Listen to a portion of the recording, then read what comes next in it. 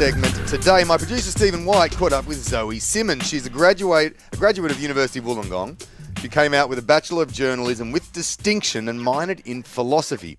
And she's recently shared her story of her time during the horrific bushfires of 2020 in Bateman's Bay on a news.com.au podcast, I Swear I Never.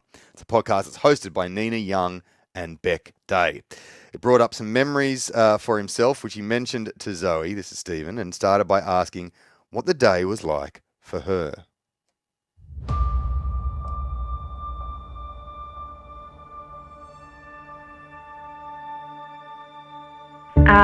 Well, I guess probably the same as everyone else that experienced it, but utterly terrifying.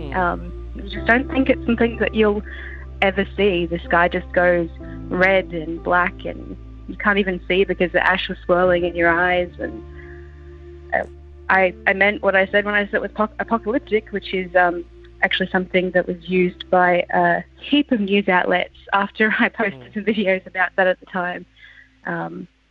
Because that's what you did. You did that a bit during those fires, didn't you? You were posting videos, and I guess in a way, was that your way of coping with the uncertainty?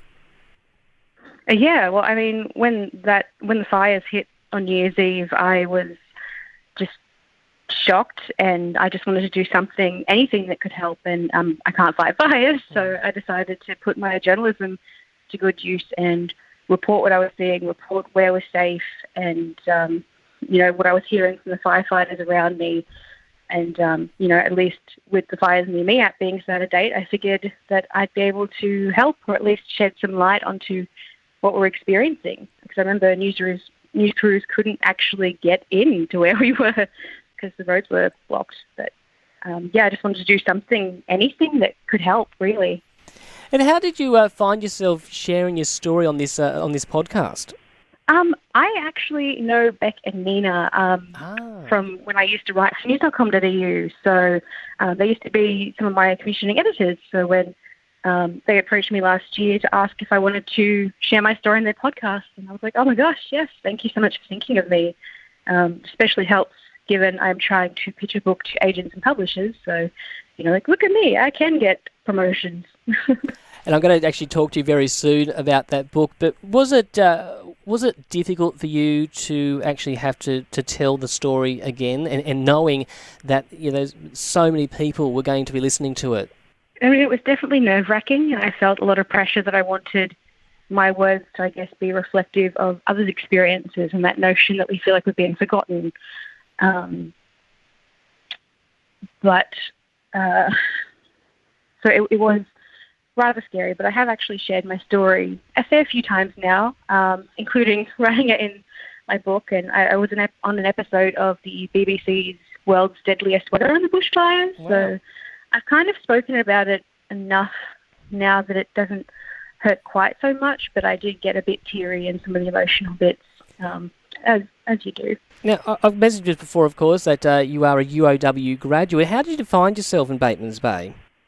I'm from Bateman's Bay. Nice. So, a beautiful part in the world. So I was back visiting my mum for New Year's Eve, and we got caught by the bushfires. So just really bad timing, I guess.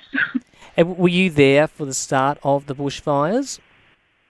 Not like the months leading up to it, but I was there a couple of days before New Year's Eve, so I saw, the orange glow the night before, and many orange glows in the months before, but it was so eerie. I've got to say, I was actually listening to the podcast today, and you painted the picture so vividly. And as I mentioned at the start of the interview, it was bringing back memories for me, especially when you started describing like the colour of the sky changing, the ash, the wind, the smell. That's the one that really got to me when you started talking about that smell, because I think a lot of people will remember that. Yeah, I think it's definitely a lot of lasting trauma at any of those things now that I think many of us experience. And any kind of mention or rough relation to those things just kind of brings it all back again, unfortunately. Actually, there was another part in your podcast which I'd like to just share, and this actually had me in tears this afternoon when I was actually driving. I'm just going to play it now. And meanwhile, Jackie and the kids, freaking out, watching the sky go dark and asking me, what's happening there? What's happening? And the kids are freaking out. And my godson, Declan, who was 14 at the time, he was rather upset, and he was crying. And I remember Jackie telling me that, Declan's freaking out, the kids are crying, and I asked, do you want me to speak to them? And Jackie asked Declan, and he said, yeah. And he, just told me, I'm scared, Auntie Zoe. And for like a 14-year-old boy to admit that they're afraid and, to be to sound upset is a big thing. And I really tried hard not to cry, to be honest. I'm trying hard not to cry now, even speaking about it. But I just had to tell him that it'll be okay, that, you're in the middle of Bateman's Bay. They will protect you. They won't let the whole of town burn.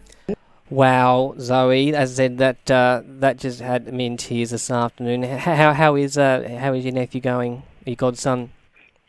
Yeah, he's pretty good. He's actually got a chapter in my book, so I don't know how he might be a bit nervous about that, but he says he's happy for me to talk about it, and, this is the reality that we experienced, and if it takes being emotional to get that point across and to hopefully never have this happen again, then, yeah.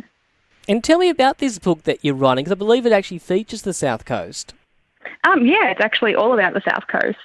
It's mainly Bateman's Bay-ish, but I interviewed all sorts of people from across the coast, from Bateman's Bay to Yada Yada to Tobago to Mogo, and it features basically our stories. I was writing articles after the fires, just to have someone that actually experienced it joining the conversation. So I remember thinking, gosh, there's just so much here that you just can't capture in an article. So I knew it needed to be a book, and I interviewed various other survivors, people who had fought the fires and saved their houses, people who had lost their homes, firefighters, and people from all walks of life with all these just insane experiences. So I thought people need to know about this.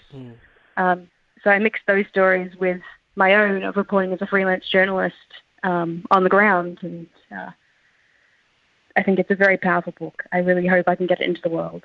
And what was it like for you interviewing these people, and also what was it like for them to talk to you, to tell their stories again? It was, I think, really hard for both. I, made sure to tell people when I was interviewing them that your comfort is my priority, so if you need to stop, or if I ask you a question that is too much, we'll stop. But everyone that I interviewed actually said how much it helped them just to have someone that listened, someone that cared. There were many interviews where, they would be crying and I would be crying too, because while we may not have had the same experiences, we felt the same emotions, I guess. And it was actually really beautiful to be able to connect with people like that and to know that my writing is making a difference. I mean, one of the things I heard you say in the podcast is that with everything that's happened post the bushfires, you feel that the world's moved on. What do you mean by that? Absolutely. Honestly, I think as soon as COVID hit, everyone just forgot about the fires because there was a new thing to focus on. And yes, there have been projects since then, like TV shows and other books, but I think we still feel forgotten, at least in the sense that, there are still people that don't have homes. There are still people that are struggling immensely from the impact of the fires and then COVID for the last few years. And, there are all these supports to help people when COVID came around, but not that many for bushfire survivors, or at least not enough to actually live and rebuild and heal. So I've heard a lot of people that feel like we've been forgotten, and I wanted that to be heard. And is the book finished? It is close to being finished. Wonderful. It's 3/4 or so done. So I'm pitching to some literary agents at the moment and then some publishers and hoping that I can work with all of them to, I guess, take it to the next level and help make sure people hear these stories. And got to ask, how are you feeling 2 years on, Zoe?